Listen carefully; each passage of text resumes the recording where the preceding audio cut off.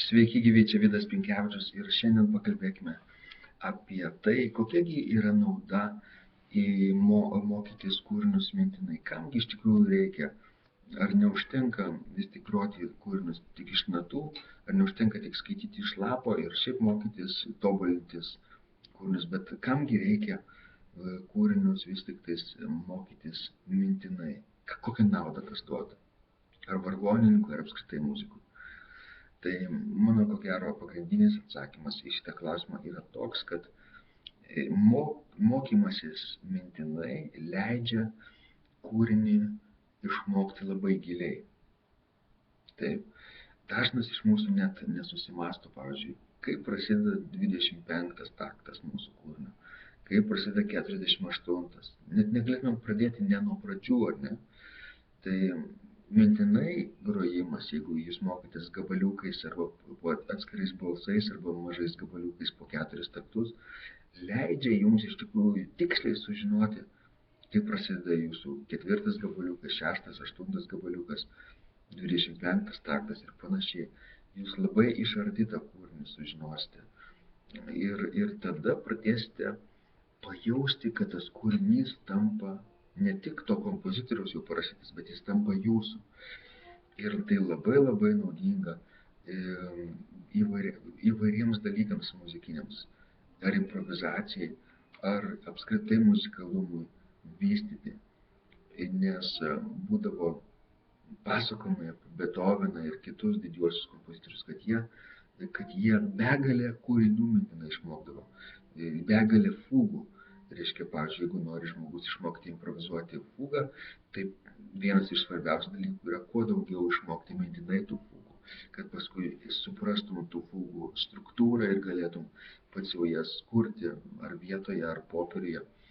Reiškia, tai tas mintinai grojimas kūrinių leidžia kūriniams tiesiog įsigerti į jūsų pirštus, įsigerti į jūsų klausą, tiesiog daug labiau susitapatinti su jumis. Reiškia, kūrinys tampa jūsų.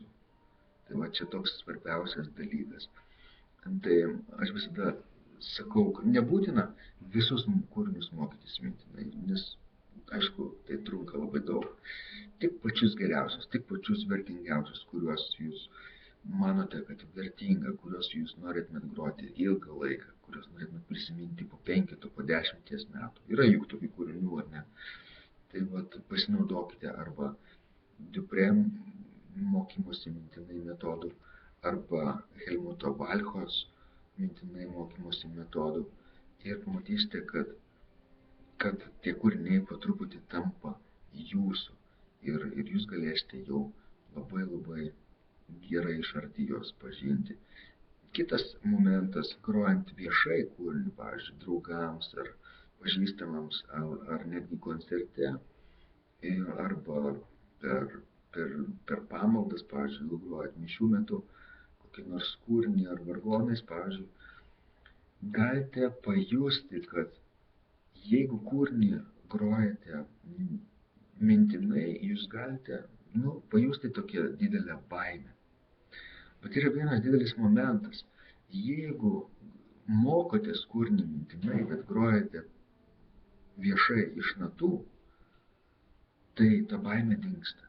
Nes jūs turite didžiulį pasitikėjimą savo jėgomis, ar ne? Nes jeigu namuose jūs jau tą kūrinį išmokote mintinai, be natų, tai kas gali jums užkirsti kelią tiesiog iš natų jį pagroti? Niekas.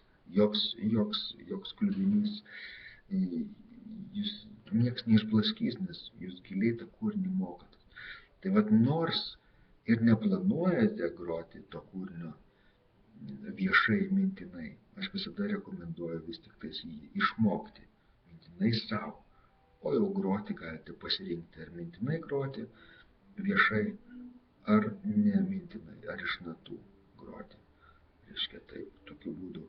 Tai tada jaustis daug saugesni viešame grojime, ar draugams ir pažįstamams grotumėt, ar giminėms, ar per pamaldas mišių metu, o gal net ir koncerte.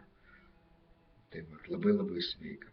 Tai pasinaudokite arba Duprem metodu, arba Valchos metodu. Ir tada jūs galėsite išmokti ilgam ir sugrįžti po 5 metų prie to paties kūrinio ir vis dar jį prisiminti su mažais kai kuriais patobulinimais. Tai būtų labai nuostabu. Pačius geriausius kūrinius. Tai aš to jums ir linkiu.